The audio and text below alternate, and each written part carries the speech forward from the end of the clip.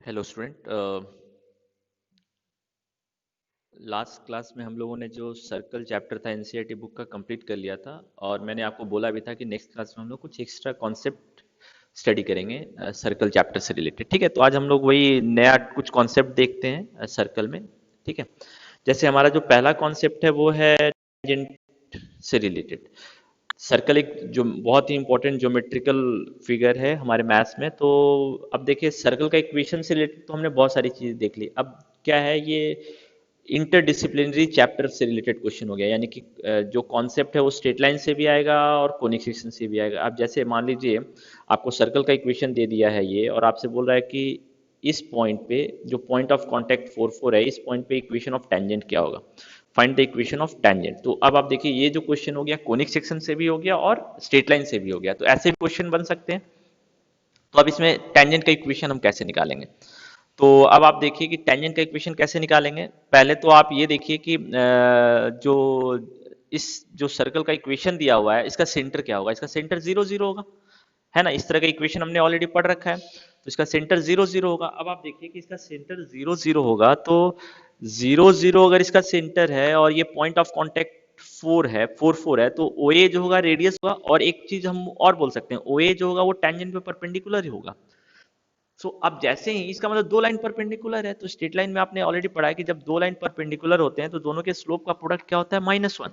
तो हमको तो टेंजेंट का इक्वेशन निकालना है, तो टेंजेंट का इक्वेशन निकालने के लिए टेंजेंट पे एक पॉइंट दिया हुआ है, एक कॉन्सेप्ट और चाहिए। हमने ऑलरेडी पढ़ रखा है कि टेंजेंट का एक लाइन का इक्वेशन पता करने के लिए दो कंडीशन चाहिए। एक कंडीशन तो आपको ऑलरेडी दे दिया, ये पॉइंट। अब एक कंडीशन और चाहिए, तो वो कंडीशन पता करने के लिए हम इस कॉन्सेप्ट का यूज कर रहे हैं कि ये दोनों लाइन जो है परपेंडिकुलर है एक दूसरे पे। तो दोनों के स्लोप का प्रोडक्ट क्या होगा? -1। अब हम m1 का स्लोप निकालते हैं। m1 का स्लोप क्या होगा? m1 का स्लोप होगा, ये दोनों पॉइंट दिया हुआ x2 x1 y1 x2 y2, तो y2 minus y1 by x2 minus x1, 4 minus 0 by 4 minus 0। तो हम बोल सकते हैं ना कि जो मेरा रेडियस है, रेडियस वाला जो लाइन है ओ ए, इसका स्लोप जो होगा वो 1 होगा, है ना।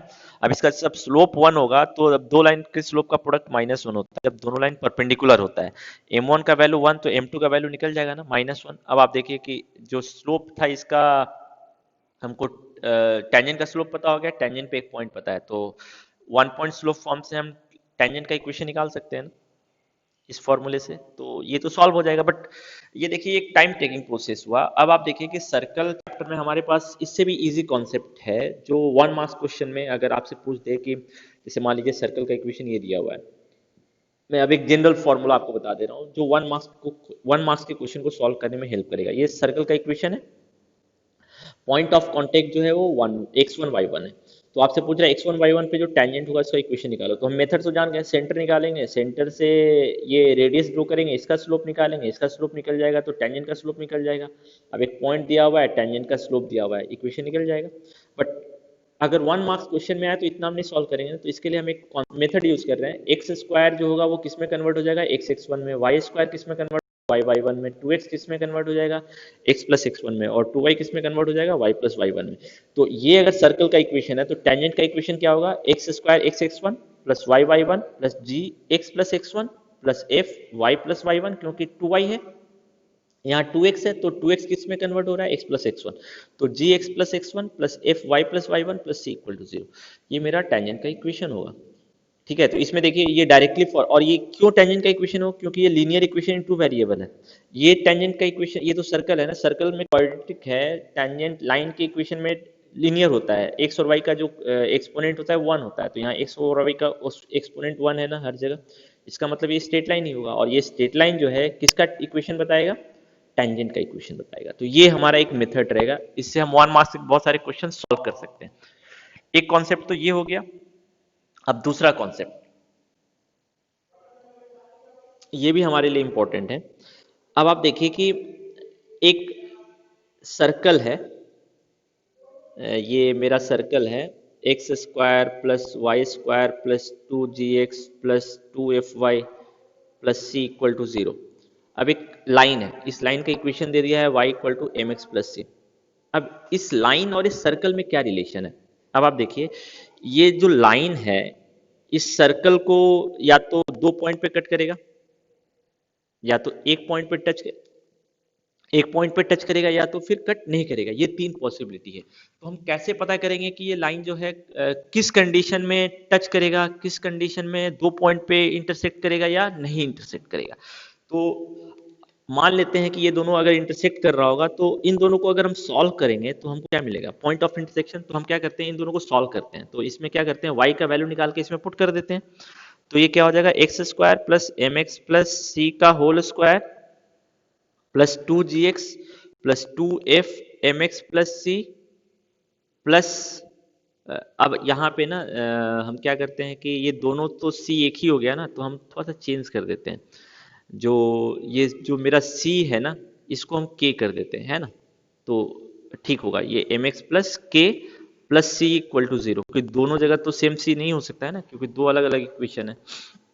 इसको हम सिंप्लीफाई करते हैं, x square plus m square x square plus c square plus 2mx plus m x c, है ना, 2mx c plus 2gx plus 2mfx plus 2fk plus c equal to 0। ठीक है। सो अब हम ये क्यों कर रहे हैं, पॉइंट ऑफ इंटरसेक्शन पता करने के लिए। ये आया, फिर इसके बाद ये आया, है ना। अब देखिए x में क्वाड्रेटिक हो गया, एक्स स्क्वायर यहाँ का टर्म है ना। तो x कॉमन आ गया 1 प्लस एम स्क्वायर, ठीक है, प्लस अब आप देखिए ये दोनों एक जगह आ गया। अब x वाला टर्म कलेक्ट कीजिए, ये x का टर्म है, ये x का टर्म है, अम, ये x का टर्म है, और एक का टर्म नहीं है कहीं, तो x कॉमन आ गया। यहाँ एक्स स्क्वायर कॉमन आया था, है ना, x कॉमन आया तो क्या बचेगा, 2mx 2mc प्लस 2g, है ना, प्लस 2mf इंटू एक्स। और जो कांस्टेंट है मैं वो एक जगह क्या कर देते हैं, c square plus 2fk plus c equal to 0। अब आप देखिए कि ये डी में, ये एक्स में क्वाड्रेटिक है। अब इस x में क्वाड्रेटिक है तो x का सॉल्यूशन क्या क्या हो सकता है, इस क्वाड्रेटिक इक्वेशन का आपने पढ़ा है ऑलरेडी क्लास 10 में, या तो नो सॉल्यूशन, या तो यूनिक सॉल्यूशन, या तो टू सॉल्यूशन होगा, डिस्टिंक्ट सॉल्यूशन। तो अगर दो डिस्टिंक्ट सॉल्यूशन होगा यानी 2 पॉइंट पे कट करेगा। अगर एक सॉल्यूशन होगा तो टेंजेंट बन जाएगा ये लाइन, और अगर कट नहीं कर रहा होगा तो d का वैल्यू क्या होगा, लेस देन 0। यानी कि इस क्वाड्रेटिक इक्वेशन का डिस्क्रिमिनेंट निकालेंगे, d का वैल्यू अगर ग्रेटर देन 0 है तो ये पहला वाला कंडीशन आएगा, d का वैल्यू अगर इक्वल टू 0 है तो ये दूसरा वाला कंडीशन आएगा, और अगर d का वैल्यू लेस देन 0 है तो ये तीसरा वाला कंडीशन आएगा। हम बोल सकते हैं ना। तो ये देखिए बिना कैलकुलेशन के सिंपली हमने वैल्यू पुट कर लिया, और जो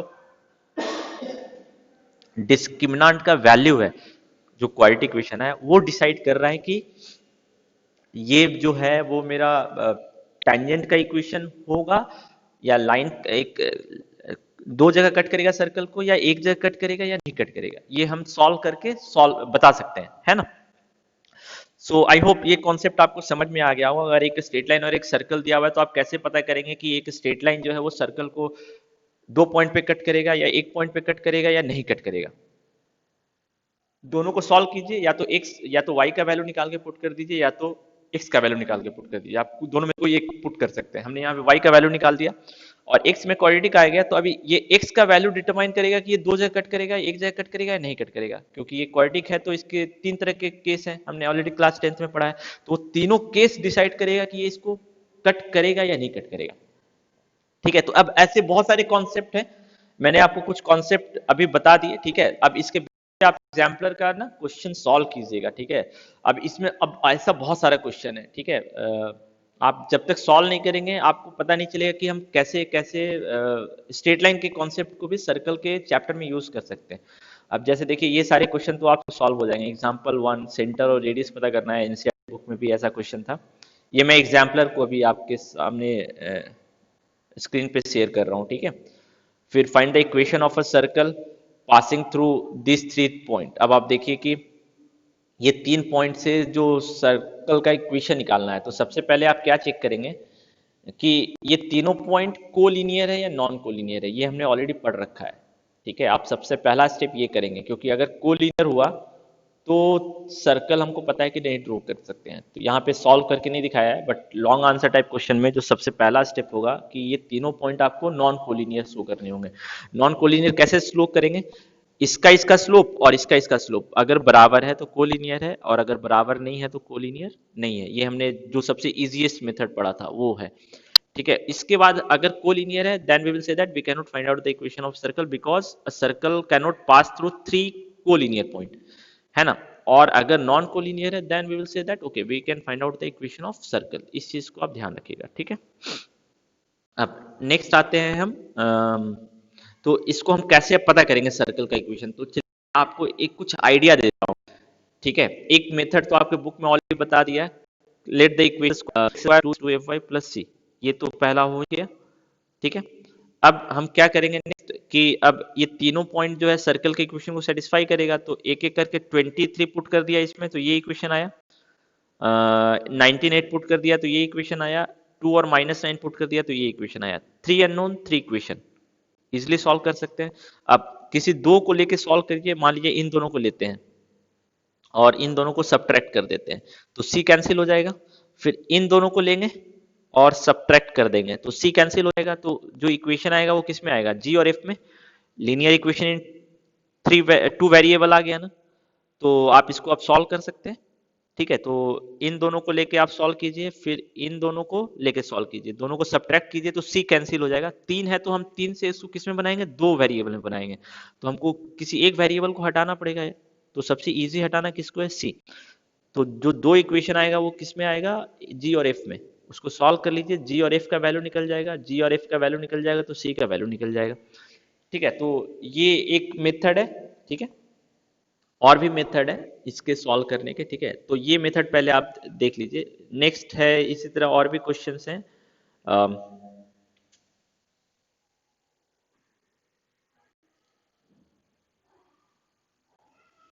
हम्म,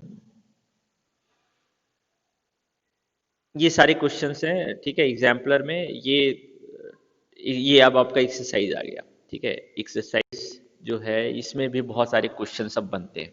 अब जैसे मैं कुछ डिस्कस कर दे रहा हूँ जो आपके एक्सरसाइज में है। Find the equation of a circle, find the equation of circle passing through origin and whose center lie on lies on x axis। एक सर्कल का equation centre lies on x axis, है ना। तो इस तरह के सर्कल का equation क्या होगा? अब आप देखिए कि मैं पहले एक रफ डायग्राम बना दे रहा हूं so that it will be easier for you to understand the things. तो सर्कल का जो सेंटर है वो कहाँ लाई कर रहा है? एक्स एक्सिस पे लाई कर रहा है। ये मेरा एक्स एक्सिस हो गया, ठीक है। तो और कहाँ से पास कर रहा है? ओरिजिन से भी पास कर रहा है, यानी कि ये वाला जो पॉइंट होगा ओरिजिन एग्जैक्टली सर्कल पर होगा, और इसका सेंटर जो है सर्कल का वो एक्स एक्सिस पे होगा। तो हम बोल सकते हैं इसका जो वाई एक्सिस होगा वो टेंजेंट हो जाएगा। हम इस कॉन्सेप्ट को बोल सकते हैं कि जो वाई एक्सिस होगा वो टेंजेंट का काम करेगा। क्यों? क्योंकि जो ये है ये रेडियस का काम करेगा, और रेडियस पे अगर, और ये एक्स एक्सिस भी है, एक्स एक्सिस पे वाई परपेंडिकुलर है, तो रेडियस पे अगर कोई लाइन परपेंडिकुलर है सर्कल के किसी पॉइंट पे, तो ये लाइन जो होगा ये टेंजेंट का काम करेगा। तो वाई एक्सिस टेंजेंट हो गया। अब आप देखिए अगर सेंटर आपको मानना पड़ेगा तो क्या मानेंगे? ए कॉमा जीरो। अब ए, इसकी 4 पॉसिबिलिटी है, सॉरी 2 पॉसिबिलिटी है। या तो जो सेंटर है वो पॉजिटिव एक्स एक्सिस के साइड होगा, या तो सेंटर जो है नेगेटिव एक्स एक्सिस के साइड भी होगा, यानी कि इसका 2 डायग्राम बनेगा। अगर आप ऑब्जर्व करेंगे इसका जो है वो 2 डायग्राम बनेगा, ऐसा 2 डायग्राम बनेगा, यानी कि सेंटर जो है वो नेगेटिव के साइड भी हो सकता है, पॉजिटिव के साइड भी हो सकता है, ठीक है। तो आप देखिए सेंटर पता हो गया। अब हम बोल सकते हैं ये वाला जो लेंथ होगा वो किसके बराबर होगा? रेडियस के बराबर। जो सेंटर है उसमें एक्स कोऑर्डिनेट ही रेडियस के बराबर हो जाएगा, just by the definition of coordinate. तो जो सर्कल का इक्वेशन होगा वो क्या होगा, x minus a whole square plus y minus zero whole square is equal to r square. R square का वैल्यू कितना होगा, ए स्क्वायर। तो ये सर्कल का इक्वेशन होगा जो जिसका सेंटर एक्स एक्सिस पे लाई कर रहा है और जो ओरिजिन से पास कर रहा है। ठीक है, इसी तरह circle passing through origin and उस centre lies on x axis के जगह पे वाई एक्सिस दे देगा, तो ये डायग्राम में सर्कल कहाँ बनेगा, ऊपर बनेगा, ऐसा है ना। एक क्वेश्चन ये हुआ। अब ऐसा ही और भी क्वेश्चन आएगा, जैसे find the equation of a circle, find the equation of circle whose which passes through center, circle which passes through center and touches the axis, touches the axis, दोनों एक्सिस को टच कर रहा है और centre से पास कर रहा है। तो अब आप देखिए कि इस केस में क्या होगा, मेरा जो सर्कल है वो सेंटर से पास कर रहा है, तो कैसा डायग्राम होगा, ओरिजिन से पास कर रहा है और दोनों एक्सिस को टच कर रहा है। तो दोनों एक्सिस को जब टच कर रहा है तो एक्स एक्सिस, दोनों एक्सिस को टच कर रहा है, तो जो एक्स एक्सिस है वो भी टेंजेंट का काम करेगा, है ना। और जो मेरा वाई एक्सिस है ये भी टेंजेंट का काम करेगा, है ना। जो एक्स एक्सिस है, तब हम ये यहाँ पे मैंने एक गलत कर दिया, पासे who circle which passes through, यहाँ पे पासेस थ्रू नहीं आएगा, सिंपली होगा विच touches the circle which touches the axis, जो एक्सिस को टच कर रहा है, विच टचेस द एक्सिस, दोनों एक्सिस को टच कर रहा है। तो इसका डायग्राम कैसा होगा, ऐसा होगा। तो अब आप देखिए कि ये एक्स एक्सिस और वाई एक्सिस टेंजेंट का काम कर रहा है, तो यहां से अगर हम परपेंडिकुलर ड्रॉ करेंगे तो ये रेडियस होगा, यहां से परपेंडिकुलर ड्रॉ करेंगे तो ये भी रेडियस होगा, तो जहां दोनों इंटरसेक्ट करेगा वो किसका काम करेगा, सेंटर का काम करेगा, है ना, क्योंकि रेडियस कहां पर मिलता है, सेंटर पे। तो अब आप देखिए कि ये जो ज्योमेट्रिकल फिगर ये स्क्वायर है, यानी कि सबका लेंथ बराबर होगा। तो हम सेंटर के बारे में बता सकते हैं ना, सेंटर मेरा क्या होगा, ए होगा। तो अगर हमको एक पॉइंट ऑफ कांटेक्ट भी पता चल गया, इसमें मैंने जो है ना इंफॉर्मेशन, अब मैंने आपको सिर्फ ज्योमेट्री बताई कि अगर ऐसा क्वेश्चन है तो क्या ज्योमेट्री होगी। अब इस क्वेश्चन में कुछ कुछ चेंज करके दे सकता है, मैं एक जनरल फॉर्म आपको बता रहा हूँ। तो अब आप देखिए कि इसका मतलब हम बोल सकते हैं जो सेंटर होगा वो मेरा ए होगा, just by the using the concept of coordinate, और रेडियस मेरा क्या होगा, ये भी ए होगा। तो सर्कल का इक्वेशन क्या होगा, x minus a whole square plus y minus a whole square is equal to a square. अब इसको आप सिंप्लीफाई कर लीजिए। तो ऐसा देख रहे हैं ना, बहुत सारा लगता है, और ये सारे क्वेश्चन में हमने कुछ भी कैलकुलेशन नहीं किया है, सिर्फ ज्योमेट्री यूज की है। ठीक है, तो अब आप देखिए जैसे यहाँ पे एक क्वेश्चन दिया हुआ है, question number, find the equation of a circle touches the x axis and whose centre is 1,2। X axis को टच कर रहा है और जिसका सेंटर है 1,2। तो इसका डायग्राम क्या होगा, आप देखिए एक्स एक्सिस को टच कर रहा है